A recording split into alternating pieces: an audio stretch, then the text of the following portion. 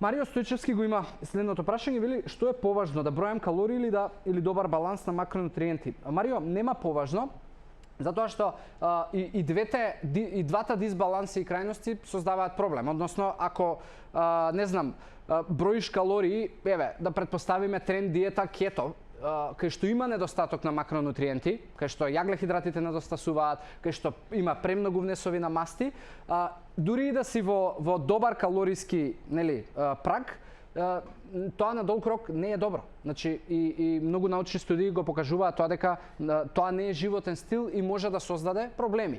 И таквите диети треба да се практикуваат исклучиво, еве и Тања се сложува, исклучиво поради одредена дијагноза и со надзор од лекар, а не затоа што најбрзо се симнува килограми или најбрзо се решава одреден проблем.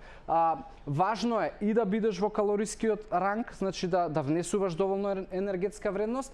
Важно е исто така и да ги имаш макронутритивните вредности. Во телото нема најважен макронутриент или микронутриент. Важно е да имаш и доволно масти, и доволно јаглехидрати, и доволно протеини, и сите витамини, минерали и антиоксиданси.